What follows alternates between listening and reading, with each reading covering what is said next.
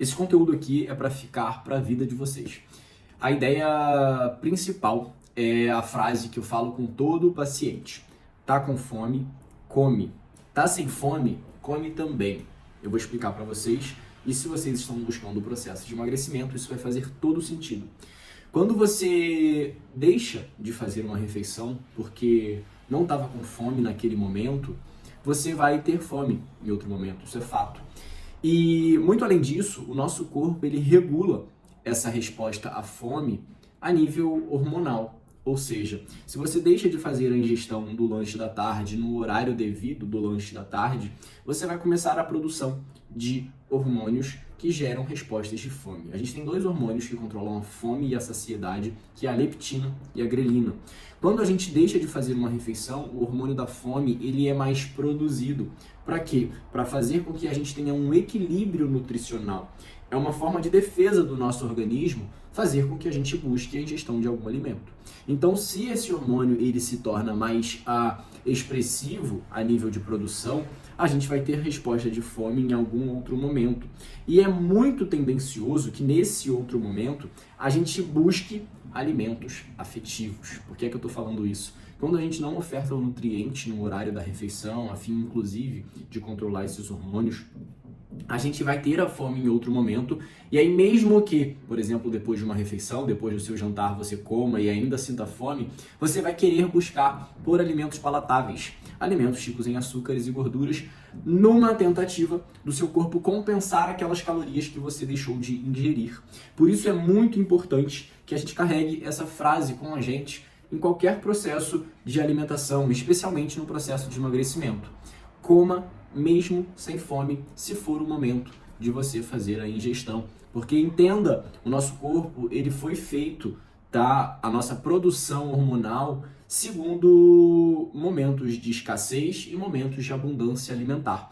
Então, se você deixa de fazer a alimentação, ele entende que está em escassez e te desperta para a caça, te desperta para o procurar se alimentar. E aí, você conseguindo hoje, nesse mundo globalizado, abundante em alimentos, acesso a um chocolate, acesso a um bolo, a alimentos que concentram muito açúcar, a fim de, conseguindo suprir aquela necessidade nutricional no sentido de energia, calorias por esses doces, você sentir esse prazer momentâneo, visto que é essa a percepção do seu cérebro. Olha, você está faltando nutriente, você precisa de energia. É muito mais fácil você gerar respostas de satisfação a nível de percepção psicológica quando você consome um chocolate do que quando você consome uma fruta. Só que se você no lanche da tarde não pulou, você consumiu a sua fruta, você consumiu ali as suas fontes de proteínas, você vai ter uma tendência muito menor a despertar essa fome. Vamos pensar vontade de comer ou desejo por alimentos mais afetivos. Então é muito importante que a gente entenda que o nosso corpo ele funciona com um equilíbrio nutricional. Muita gente tem uma flexibilidade maior dentro desse equilíbrio, até inclusive por uma maior consciência em relação à alimentação, mas a grande maioria da população acaba não entendendo como funciona a própria organização alimentar. E atualmente a gente fala muito de um assunto que é a alimentação intuitiva. E o que seria a alimentação intuitiva? Comer quando desse vontade, comer quando a fome batesse. Só que a alimentação intuitiva, ela não se aplica para qualquer pessoa. A alimentação intuitiva, ela se aplica para pessoas que já têm um hábito saudável, boas escolhas alimentares, uma relação com a alimentação enraizada, mas já bem desenvolvida. Por quê? Essa pessoa ela vai perceber prazer nas refeições mais saudáveis, nas refeições menos palatáveis, nas refeições que ela, na verdade, tem prazer por estar entendendo que há a ingestão ali de nutrientes. Então, a alimentação intuitiva, ela é muito recomendada. Eu, inclusive, em grande parte da minha vida, sou aderente a esse tipo de alimentação. Só que é importante que a gente entenda que se uma pessoa que não tem uma boa relação com a alimentação, não tem uma estruturação da base alimentar, vai, por exemplo, seguir a onda das blogueiras e falar, não, agora a minha alimentação é intuitiva com o quê? É a intuição da pessoa mandando ela a todo momento consumir um alimento altamente palatável, buscar realmente o prazer a todo momento na alimentação.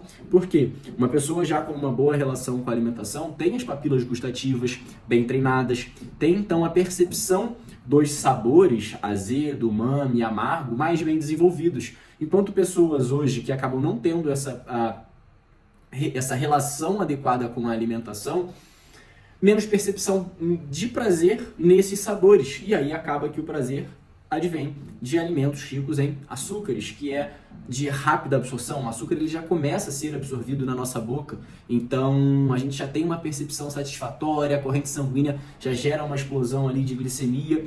Por isso é muito importante que a gente entenda ter a necessidade ou ter uma base alimentar a nível de nutrientes bem estabelecida, tá? Sabendo que tal horário, a gente não tem que comer de 3 em 3 horas, tá? Mas sim é importante que a gente estabeleça períodos entre as refeições, mas que a gente se nutrindo naqueles horários aproximados, a gente vai conseguir ter o equilíbrio das funções orgânicas, por exemplo, evitando picos de glicemia, evitando hipoglicemia em outros momentos. Então, a gente encontrar esse equilíbrio nutricional para que o corpo esteja a nível sanguíneo, a nível bioquímico bem nutrido, tá? A nível de oferta também energética para desempenho psicológico, que seja.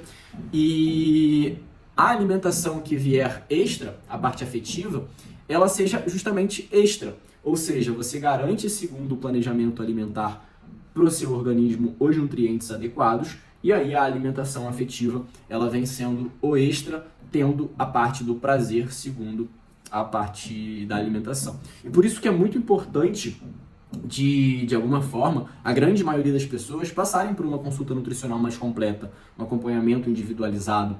No desafio, por exemplo, a gente tem ali um curto período de tempo, a gente é mais agressivo, então a gente acaba sendo mais genérico.